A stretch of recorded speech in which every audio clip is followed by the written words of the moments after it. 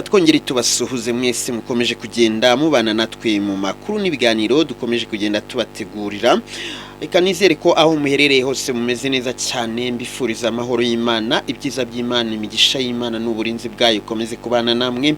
Tuba tugarutse muri wa mwanya tugenda tureba amakuru abakomeje kugenda asohoka mu itangazamakuru ku mbuga nkoranyambaga ndetse n'ibibera aho dutuye mu makaritsiye iwacu. Nge nkaba ndi umuhungu wanyu Mr Habu Big Baby Mind DJ mushyashya, kora subscribe cyangwa sabone ujye ubasha kubana natwe umunsi kundi.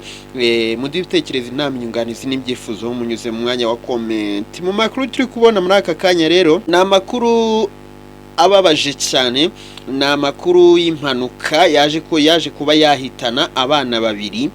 Ariko my friend, sinzi bajya bavuga ngo iyo umunsi wawe wageze uko byagenda kose uhura n'ikintu kiraguhitana, urasitara ugapfa, ikintu kikagusanga mu nzu utateganyaga yuko cyagusangamo wabonaga bitanashoboka. Impanuka rero y'imodoka yo mu bwoko bwa hoho yaje kuba yahitana abana babiri ibasanze mu nzu. My friend, biteye agahinda, ibasanze mu nzu.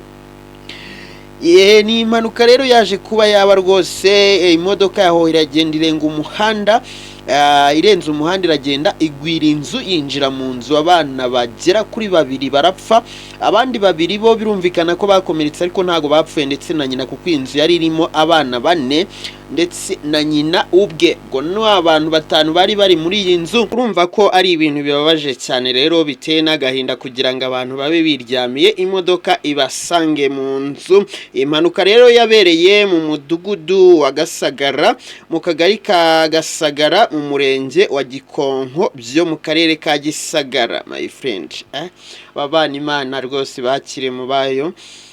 Bagiye nabi kuba wiryamiye imodoka ikagusanga mu nzu ikaguhitana. Abaturage rero baturiye uwo muryango nibo batangaje ko byabaye mu rukerera rwo kuri uyu wa 22 Ugushyingo 2025, aho iyo modoka yo mu bwoko bwa hoho yarenze umuhanda maze ihita igonga iyo nzu. Umuturage biryamiyemo rwose, ni mu rukerera. Umva abana n'umubyeyi bari biryamiye, babiri bahita bitaba Imana ako kanya. Umuvugizi wa polisi mu ntara y'Amajyepfo CIP Kamanzi Rasson yabwiye itangazamakuru koko kayo makuru ariyo, ndetse anatangaza yuko uko bivugwa ariko byagenze. Abana babiri bahise bitaba Imana, bahita bajya gusuzumwa. Umushoferi wari utwaye iyo kamyo ahita atabwa muri yombi, naho abandi bakomeretse bajyanwa kwa muganga kugira ngo bitabweho n'abaganga. Bikomeje kugorana, impanuka zikomeje kugenda zijyana ubuzima bwa benshi hirya no hino rero. Ariko hari impanuka iba rwose ukavuga ati ngiye ahari yaje ari gatumwa, cyari barayimurogereye. Ibaze rwose. So nta kindi twakora y'ibintu byabaye. Igisigaye aba ari ukwisabira abanyakwigendera, Imana ikabakira mu bayo. Abakomeretse Imana ikababa hafi bagakira, ndetse tukihanganisha n'umuryango w'abanyakwigendera, kuko inkuru nk'iyi ngiyi aba ari inkuru ibabaje, ntago aba ari ibintu rwose wapfa kwiyumvisha.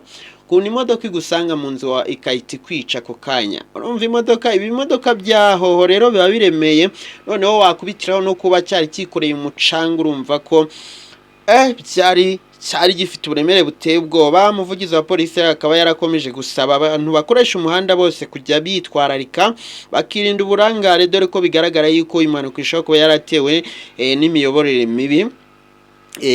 Ariko nyine no kwirinda buri kimwe cyose cyatuma twirinda impanuka, tudakora impanuka. Ibindi byo ni Imana, tukajya tunasenga Imana ikadufasha. Reka ngane ku musozo ushimira abantu mwese rero muba mwabashe kubana nanjye makuru n'ibiganiro mba nabateguriye. Birumvikana ko ndakomeza kugenda mbagezaho amakuru n'ibiganiro birakomeza kugenda bitambuka aha kuri Hot News TV. Mukore subscribe tujye tubasha kubana umunsi kundi.